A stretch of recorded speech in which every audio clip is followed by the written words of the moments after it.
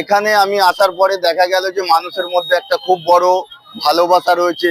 তারা পরিবর্তন চায়, তারা উন্নয়ন চায়। এদের মধ্যে সর্বপ্রথম এদের চিন্তা ভাবনা এরকম আছে যে এরা একটা উন্নয়ন চাই, যে এতদিন পর্যন্ত এরা কোনো উন্নয়ন পায়নি। এদের কোন রকমের কোনো পণ্য বস্তুদের ভোট দেওয়ার পরে এরা এখনো পর্যন্ত কোনো কিছু পায়নি, হ্যাঁ, সরকারের কাছ থেকে। আচ্ছা, রুকমানুর রহমান তো আপনার এখানে প্রার্থী হচ্ছেন তৃণমূল কংগ্রেসের পক্ষ থেকে। উনি তো আগে ছিলেন হচ্ছে চাপড়ায়, হঠাৎ করে কি এমন হলো আপনার এখানে সে প্রার্থী হলো, দিয়ে তারপরে মানে এটা কি বিষয় থেকে ভাবে দেখছেন? এই বিষয়ে আমি কোনো মন্তব্য করব না, এটা তাদের পার্টির বিচার, তারা যেটা ঠিক ভেবেছে সেরকম করেছে। আচ্ছা, আপনি জিতলে এলাকার জন্য কি কি করবেন ভেবেছেন? আমি জিতলে এখানে আমি উন্নয়নের জন্য চিন্তা ভাবনা করেছি, আমাদের একটা ম্যানিফেস্টো তৈরি করছি উন্নয়নের জন্য।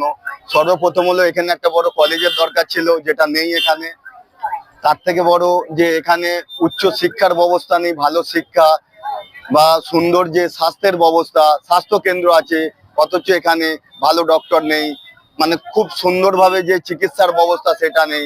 একটা মানুষ অসুস্থ হয়ে পড়লে তাকে এখান থেকে অনেক দূর নিয়ে যেতে হয় চিকিৎসার জন্য।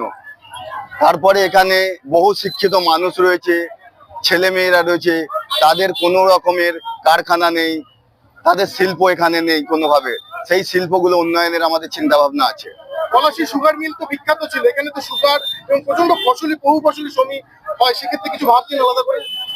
আলাদা করে আমরা সত্তায় এলে, বিধায়ক হওয়ার পরে আমরা এই সব নিয়ে চিন্তা ভাবনা করবো যে কিভাবে শিল্পকে উন্নয়ন করা যায়, মানুষের পাশে সর্বক্ষণ দাঁড়ানো যায়, এবং এখানে কানুন ব্যবস্থা থেকে যে জিনিসগুলো মানুষের সুবিধা পাওয়া দরকার, নিরপেক্ষ যে কানুন ব্যবস্থা হওয়া দরকার, সেটা আমরা চিন্তা ভাবনা করেছি। শাসকের বক্তব্যে যেটা অভিযোগ করা হয় যে এজিএলপি সেটা বিজেপির সঙ্গে সংঘবদ্ধ হয়ে ভোট কাটার জন্য এই কাজ করছে।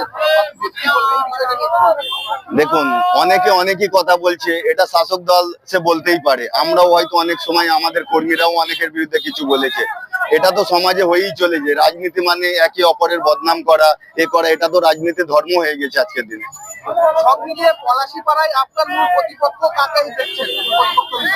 এখন পর্যন্ত এখানে আমরা প্রতিপক্ষ হিসেবে বিজেপিকেই দেখতে পাচ্ছি।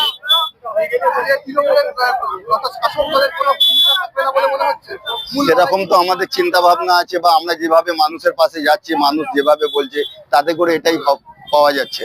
আচ্ছা, আপনার এই মিছিলের মধ্যে তো একটা মানে বাংলার একটা রূপ তুলে ধরা আছে, দেখা যাচ্ছে পুরুলিয়া থেকে শুরু করে গ্রামীণ ঝুমুর, এই মিছিলটা কিভাবে ভেবে করেছেন? সমস্ত এইভাবে এটাই মানে এই হিসেবে আমরা এইটা মিছিলটাকে শুরু করেছি, যাতে করে মানুষের মধ্যে নতুন একটা কিছু আসে, মানুষের মধ্যে নতুন কোনো সাড়া আসে, যে আমরা সমাজের জন্য কি করতে পারবো বা কি করতে চলেছি। বলছি, আজকের দিনে দাঁড়িয়ে আপনার এই রোড শোতে যে হাজার হাজার মানুষের সমাগম ঘটলো, এটা কি আপনার আগামী দিনে ভোট ব্যাংকে প্রতিফলিত হবে বলে মনে হয়? ইনশাআল্লাহ এগুলো হবে, তা না হলে এত মানুষ আসবে কেন? এত মানুষ যে ভালোবেসে এসছে, এত মানুষ একসঙ্গে জমা হয়েছে, এটা ভালোবাসা দেখিয়েছে। হ্যাঁ, এটা থেকে বোঝা যায় মানুষের কত সারা রয়েছে, ভালোবাসা।